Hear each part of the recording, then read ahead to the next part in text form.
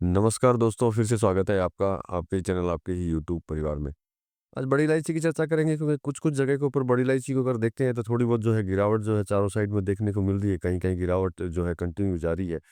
तो इस चीज़ के ऊपर ही चर्चा करेंगे, क्या बड़ी इलायची में क्या गिरावट जारी रहेगी या फिर बड़ी इलायची में क्या आगे तेज़ी नहीं रहेगी? या फिर सबसे बड़ी चीज़ होती है कि ऐसे समय के अंदर क्या ये विचार करना बड़ा मुश्किल होता है कि भई इस समय के अंदर बड़ी इलायची जैसे गिर रही है, तो तेज़ी में पता नहीं आपने क्या किया या नहीं किया। लेकिन गिरावट के समय पे ये विचार करना बड़ा मुश्किल होता है कि भई अब इसके अंदर जो है गिरावट या करेक्शन जो चल रही है, उसके अंदर अपने को क्या करना चाहिए। तो इन्हीं सभी चीज़ों के ऊपर चर्चा करेंगे दोस्तों, लेकिन चैनल पर नए हैं तो वीडियो को लाइक और चैनल को सब्सक्राइब ज़रूर कर लीजिएगा। लगता हो वीडियो शेयर के लायक है, तो शेयर भी ज़रूर कर दीजिएगा। तो देखिए, सबसे पहले सिचुएशन जानते हैं कि बड़ी इलायची जो है जैसे दिल्ली के अंदर 1900 भी हुई, 1975 भी हुई, अभी शायद थोड़ा बहुत रेट और डाउन हो चुका है। तो देखिए, डाउन होने का कारण जो है आपको हमेशा मैंने बोला है कि बाज़ार में जो है इसकी जब डिमांड चलती रहती है, तो इसके अंदर निश्चित बात है इसमें कहीं न कहीं जो है अपने को तेज़ी जो है दिखाई देती रहती है। मतलब बाइंग जब होती रहती है, चाहे वो डोमेस्टिक बाइंग हो या फिर हो इंटरनेशनल बाइंग, उससे कोई भी फ़र्क नहीं पड़ता है। बाइंग जब चलती रहेगी, नो डाउट ऐसा नहीं है कि बड़ी इलायची, सभी कमोडिटी के अंदर इस तरीके से होता है, लेकिन बड़ी इलायची थोड़ी-सी अलग चलती है क्योंकि बड़ी इलायची की डिमांड जो है एनी टाइम जो है कभी भी नहीं रहती है।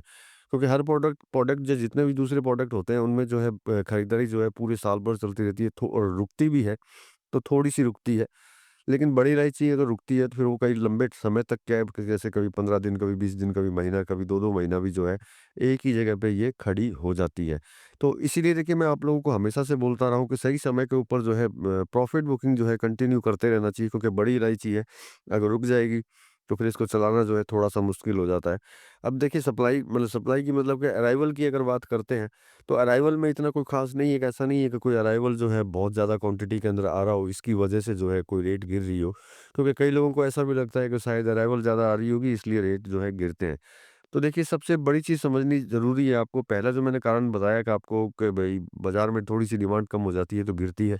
तो उस चीज़ का फ़ायदा जो है सट्टा बाज़ार उठाते हैं, क्योंकि सट्टे बाज़ार को एक बहाना चाहिए होता है कि भाई अराइवल छोड़ दीजिए, बाज़ार में थोड़ी-सी डिमांड कम और किसी ने अगर 10-20 रुपया तोड़ दिया, तो सट्टा बाज़ार जो है 30, 40, 50 रुपए भी तोड़ने में देर नहीं लगाता। क्योंकि देखिए, सट्टा है, सट्टे वाले कभी भी अपने घर से तो देंगे नहीं, सामने वाले के घर से लेंगे ही। उनका देने का काम जो है कभी भी नहीं होता है, उनका काम सिर्फ़ लेने का होता है। और ये विचार जो है शायद जो भी कागज़ों के अंदर जो काम करते हैं, वो समझ नहीं पाते हैं, क्योंकि उनको अगर एक बार मिलता है या वो एक बार उनको देते हैं, तो वो लेते हैं उनसे कम से 5-5, 6-6 बार है। लेकिन ये लत ऐसी है कि छूट नहीं पाती है। इसी वजह से जो है सट्टा बाज़ार जो है या कागज़ों का काम बोल दीजिए, वो इसी तरीके से जो है अप एंड डाउन अपने तरीके से करते रहते हैं। और स्पेशली आपने हमेशा देखा होगा, चाहे मेरे वीडियो भी आप देख लीजिएगा पुराने, उसके अंदर मैंने आपको हमेशा 14, 15, 16, 17, 18, 19, 20 के करीब हमेशा इस तरह का कोई ना कोई वीडियो जो मैं ज़रूर बनाता हूँ और आपको बताता हूँ। और यही इनका कैलकुलेशन जो चलता है, उनका यही कैलकुलेशन चलता है, 14-15 तारीख से पहले जो है इसको तेज़ करना, फिर 14-15 तारीख के बाद से जो है इसको कंटिन्यू जो है नीचे की साइड में खींचना।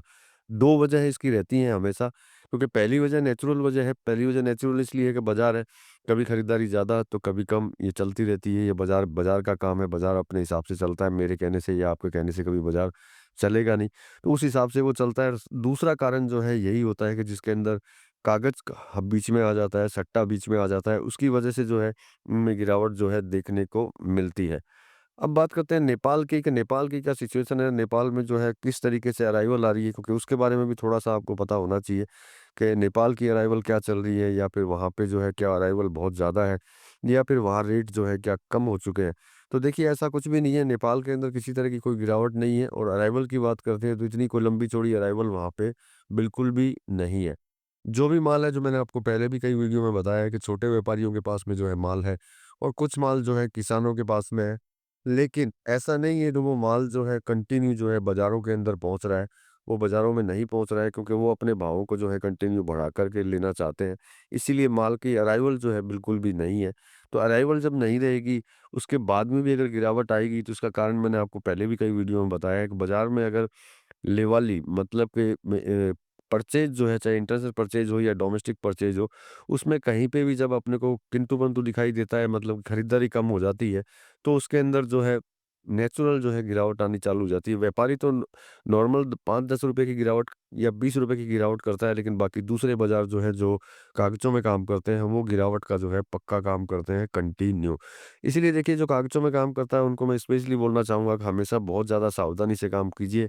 और मैंने पहले भी बहुत सारे वीडियो में बोला है कागज़ के काम करने वालों को कि भैया आप अपना महीना जो है 1 से 15 तारीख का कर लीजिए। उसके उसके दरमियान में जो सिचुएशन बैठती है, उसी सिचुएशन में जो करना हो आपको, उसी सिचुएशन में काम कीजिए।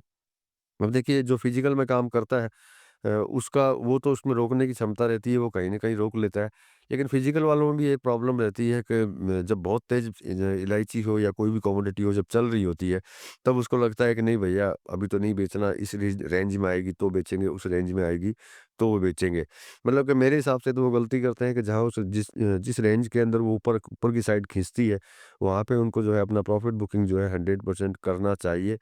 लेकिन वो नहीं करते हैं, क्योंकि वही बात है, लोभ और लालच की बात है। लोभ लोभ की वजह से ही जो है सारी प्रॉब्लम्स होती है। लोभ और लाभ, जिसके बारे में आपको अच्छी तरह पता है कि उनको जो लोभ लग जाता है कि नहीं भैया यहाँ पहुँचेगी तभी बेचेंगे, नहीं तो नहीं बेचेंगे। नो डाउट लॉन्ग टाइम की अगर बात करते हैं तो दिक्कत नहीं है। लेकिन फिर भी क्या है, एक विचार मेरे हिसाब से, मेरा जो मैं आप सिर्फ़ अपना विचार बता रहा हूँ कि भैया तेज़ी के अंदर जब तेज़ी आती है उसके बाद में आप प्रॉफ़िट बुकिंग करते हैं, तो आपको ये अच्छी तरह पता है कि बड़ी इलायची जब रुकती है तो उसके अंदर कहीं न कहीं जो है करेक्शन जो है कंटिन्यू हमेशा बनते हैं। तो इसमें मेरे हिसाब से कोई हर्ज नहीं होना चाहिए कि जब तेज़ी की साइड बड़ी इलायची जब आती है, तो आप उसमें प्रॉफ़िट बुकिंग कर लें और नीचे की साइड आती है तो फिर दोबारा से खरीद लें। मान लीजिए आपने 100 केजी बेची थी और 100 केजी आपने रख रखी है, 100 केजी आपने बेचने के बाद में इसमें जो है किसी तरह का कोई करेक्शन आ गया, तो भैया नीचे जाने के बाद में 100 केजी जिसका प्रॉफ़िट आपने बुकिंग किया था, वापस ले लीजिए। लेकिन मेरे हिसाब से ऐसा कोई करता नहीं है, और मैं जब भी किसी को प्रॉफ़िट बुकिंग करने के लिए बोलता हूँ, तो वो वैसे भी जो है कमेंट जो है उल्टे-पुल्टे ही लिखते हैं कि भैया आप प्रॉफ़िट बुकिंग करने के लिए क्यों बोल रहे हैं, आगे क्या तेज़ी नहीं है क्या? तो देखिए, आगे तेज़ी रहती है, लेकिन आगे की तेज़ी पे विचार करके प्रेज़ेंट टाइम का जो है लाभ जो है, वो अगर आप खो देते हैं तो फिर आगे की तेज़ी तो आगे ही रहेगी। कल जो है मेरे हिसाब से किसी ने नहीं देखा, इसलिए जो है आज का अगर देख कर के आज ही अगर आप प्रॉफ़िट बुकिंग करते हैं तो वो ज़्यादा बेहतर रहता है। मैं ये नहीं बोलता कि कंप्लीटली खाली हो जाइए कि भैया पूरा ही सारा ही माल बेच-बाच के खाली हो जाइए और सारा माल बेच दीजिए। नहीं, थोड़ा बहुत प्रॉफ़िट बुकिंग करते रहिए, जिससे क्या है कि नीचे की साइड आए, देखिए इसमें कमाई आपकी बढ़नी है। आप एवरेज रुकने का एवरेज लगाएँगे और कंटिन्यू थोड़ा-थोड़ा प्रॉफ़िट लेने का एवरेज लगाएँगे, तो आपको खुद को पता चल जाएगा कि आप जो है फ़ायदे के अंदर ज़्यादा रहे हैं। क्योंकि थोड़ा प्रॉफ़िट बुकिंग करेंगे, फिर अगर किसी कारण से नीचे जाएगी, फिर आप दोबारा खरीदेंगे, तो भैया आपको दोबारा से फिर आपको जो कमाई का जो ज़रिया है आपका फिर बढ़ेगा, क्योंकि आज रुकी है, कल तो रुकेगी नहीं, कल तो वापस बढ़ेगी। तो बढ़ेगी तो फिर से आपको जो है प्रॉफ़िट लेने का मौका जो है आपको मिल जाएगा। ये मेरे विचार हैं जो मैंने आपको दिए हैं, आपको बोला है।